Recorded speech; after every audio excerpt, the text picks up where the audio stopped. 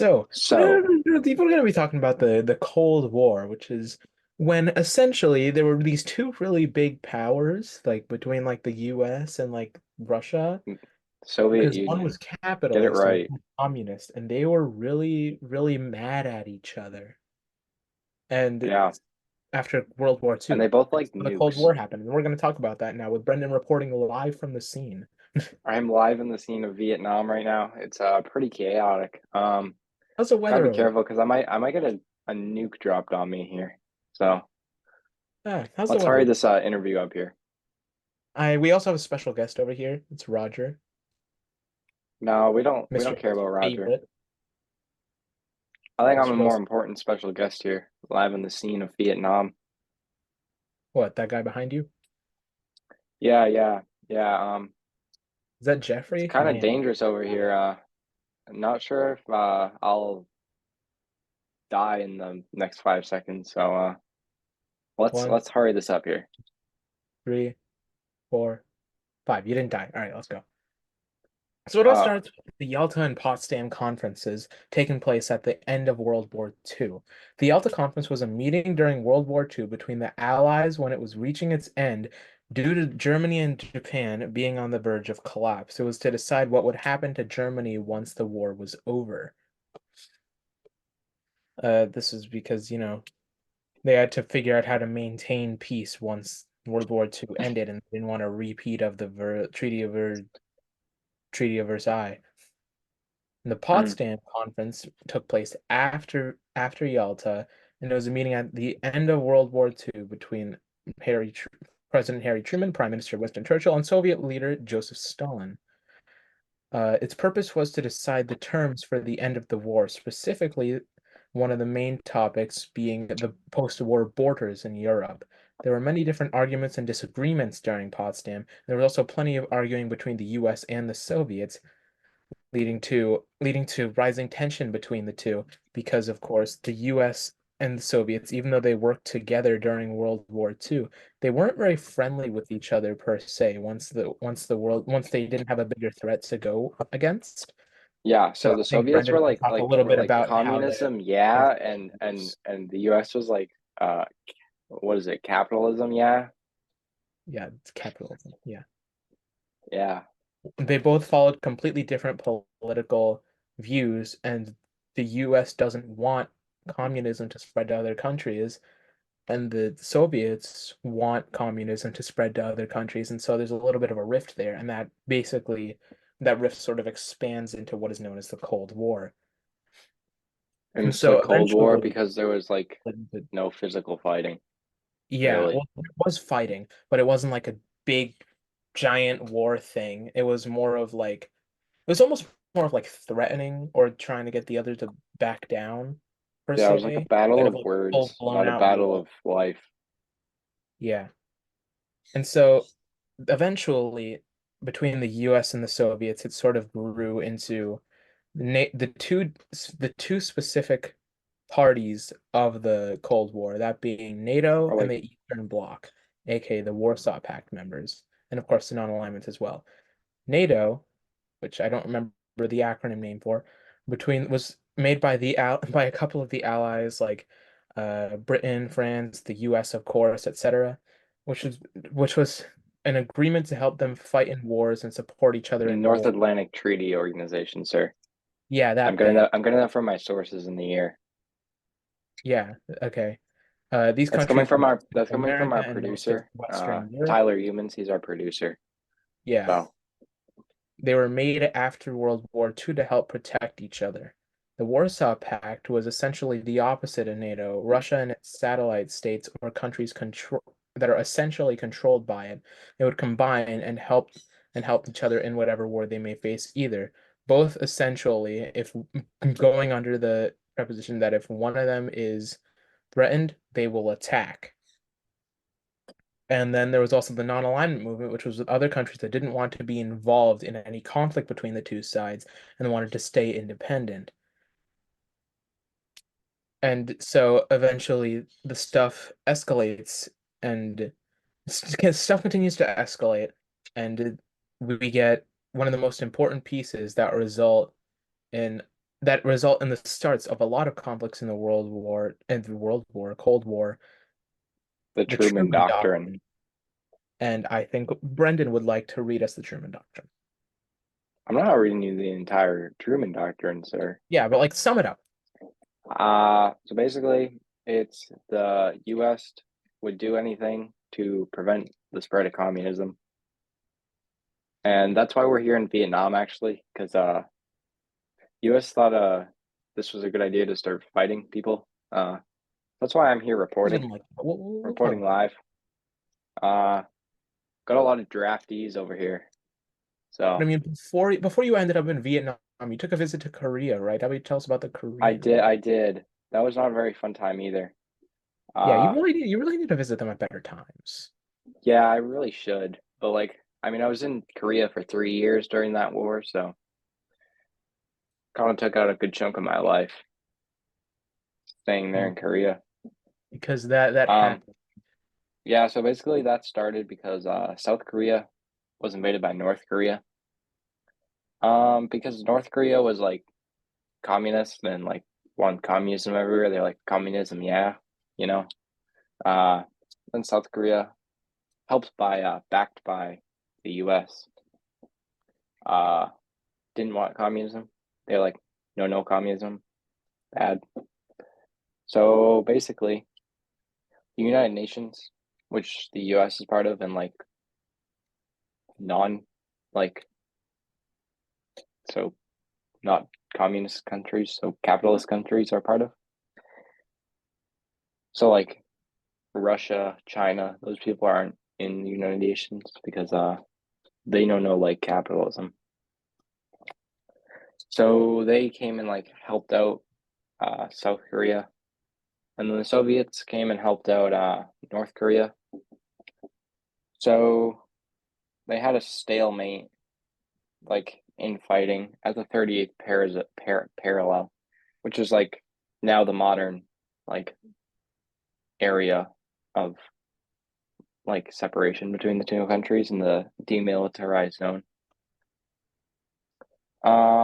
There was a lot of like millions of people were killed, including civilians. Uh, why do you have a?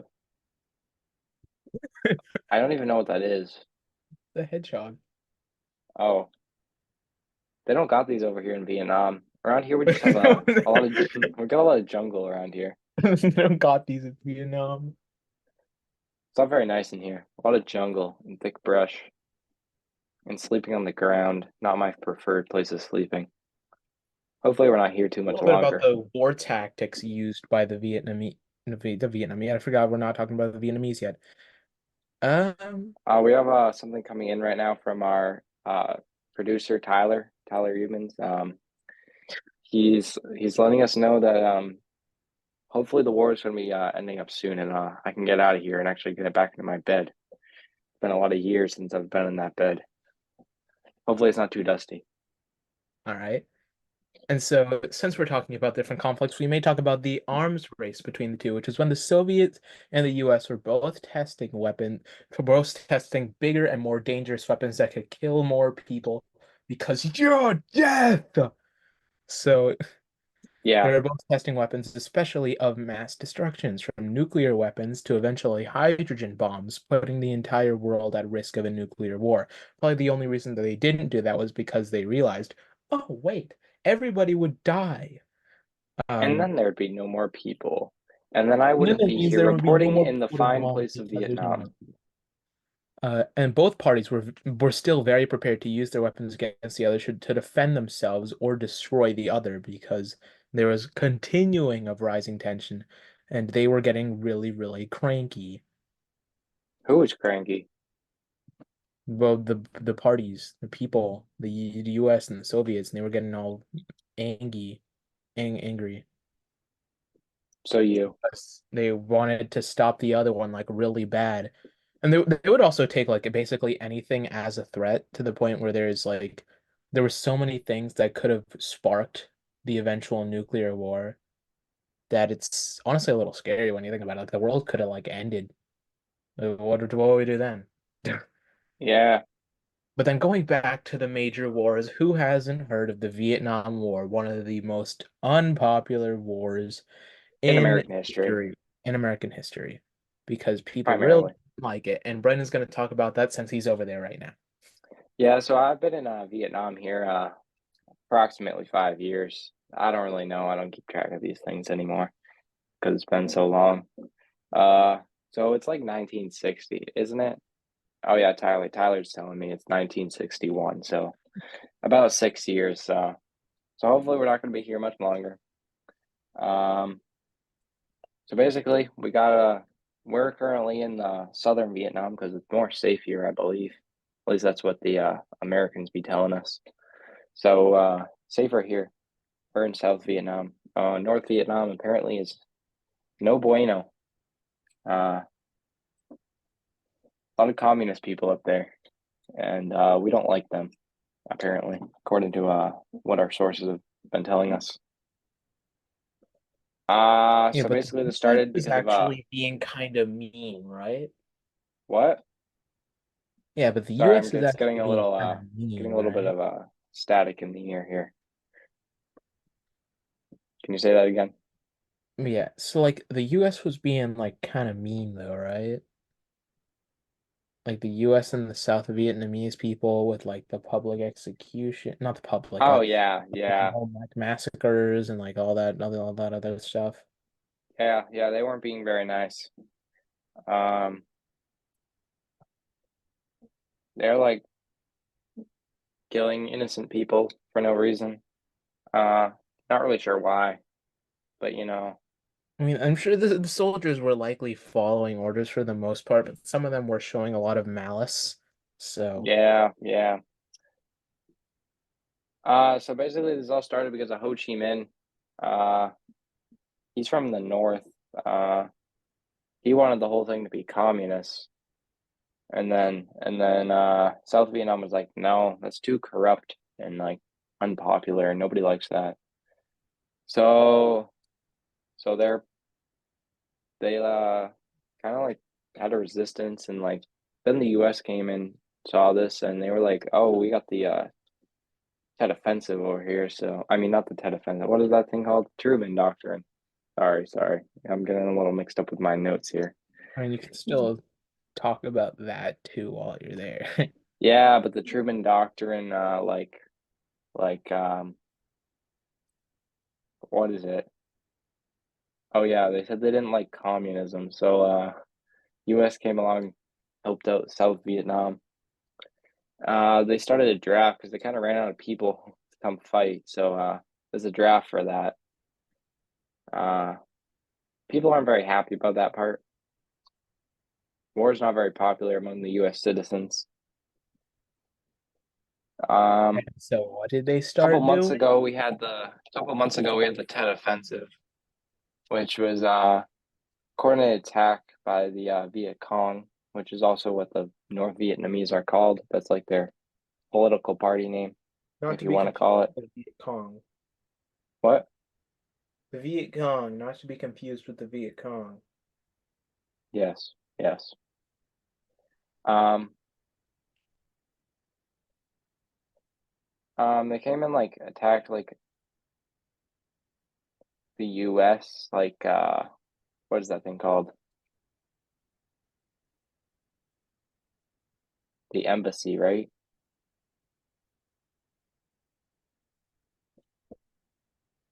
Oh, keep going. What are you looking at me for? One second, one second. Tyler's trying to figure this out. He says the teleprompter is a little wrong. Trying to fix it.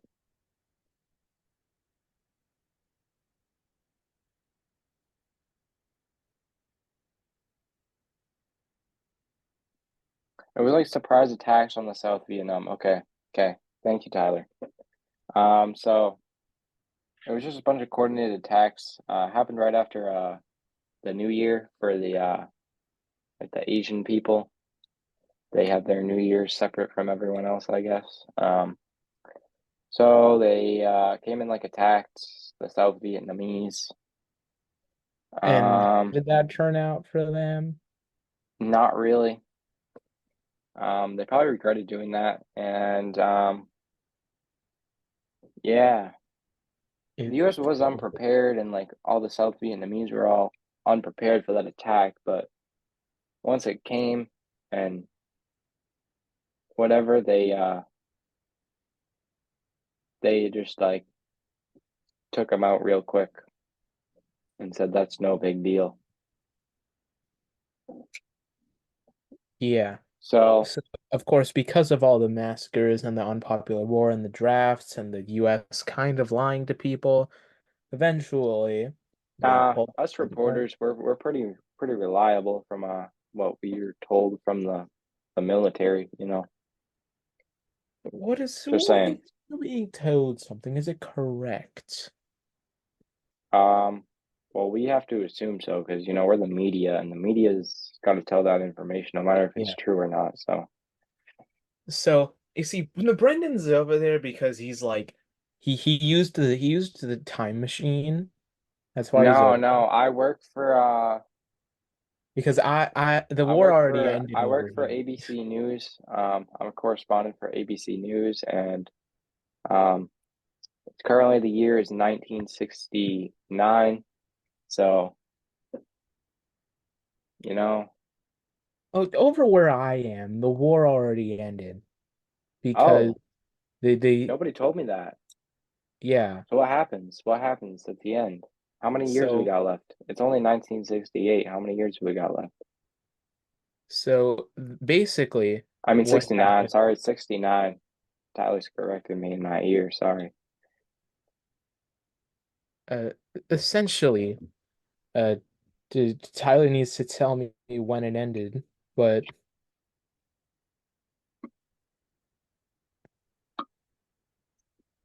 essentially what happened was in 1975, uh, Oh, come on, man. I got to be here for another 6 years, sleeping just on the ground. just about 1975. I mean, of course, there's a couple different stages of it, but essentially what happened was I'm going home. because I'm of all quitting the my job. protests and the unpopular stuff, when my mom texting me, and the unpopular stuff, you know, the people wanted the US to pull out, and it was really messed up. Everything was messed up. The US pulls out, essentially Oh, all right. ending the war in a stalemate, and the North eventually contacts conquers the South. All And right. eventually Vietnam sort of reforms. It takes So a how little many while. more years do I got here? Of course, How there many was a more lot years? of death, there was a lot of health problems, I'm there trying to was go home. a lot of I'm different stuff. quitting my I'm sure job. if you ask nicely, you could go home. They said no. Tyler's telling me no. I gotta stay here Oh, dang. until it's over, unless I quit. Which if Okay. I quit, then I'll have no money. And if I Well, got no money, then I can't buy food. Butcher can give you money. He's a celebrity. That's true. He is a fine and man celebrity. And so on to another topic, the Berlin Wall, one of the biggest areas of contentions between the US and the Soviet Union. It was in 1961 the communist government of East Germany built a barbed wire and concrete wall to separate the capitalist and United States aligned West Berlin from communist Eastern Europe, which honestly wasn't very good for Germany. Before the closing of the wall, there was a mass migration of East Germans who were really unhappy with communism and fled to the West for employment opportunities. The wall separated families, prevented East Germans from employment opportunities, and sent a strong message that even if East Germans did not enjoy communism, they would not be allowed to leave. People who attempted to escape East Berlin were shot on sight. So it really downplayed the strength of Germany and also really made it like really just like destroyed everything and messed up so many things. Um and but eventually once the Cold War ended, the Germans they tore down the wall basically. I mean, it's just it was since nobody The wanted it to wall came down. yeah, they tore down the wall. Oh, because they didn't want it to be there in the first place, and it shows a sign of unity to Germany again.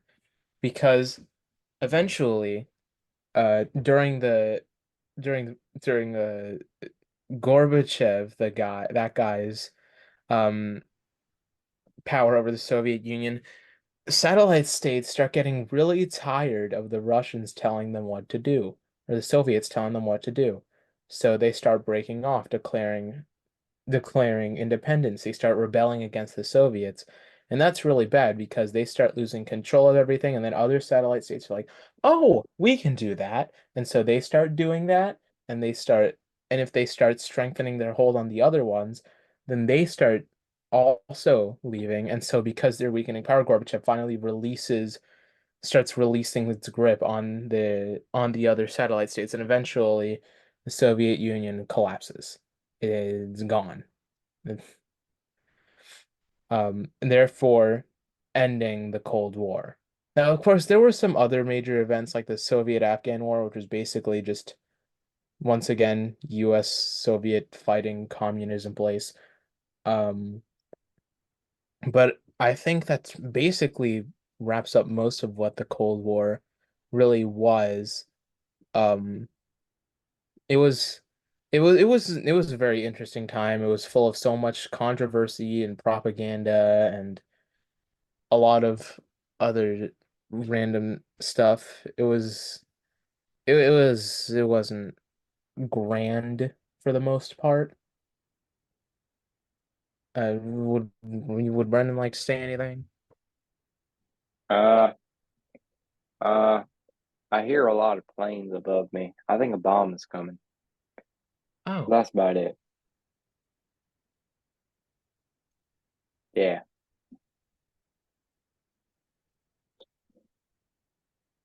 is that planes? Yeah, you don't see them. They're right there. They're like flying above. Let's hope I don't get bombed and I can make it home. I'm sure you won't get bombed. Let's hope. I'm sure you're good.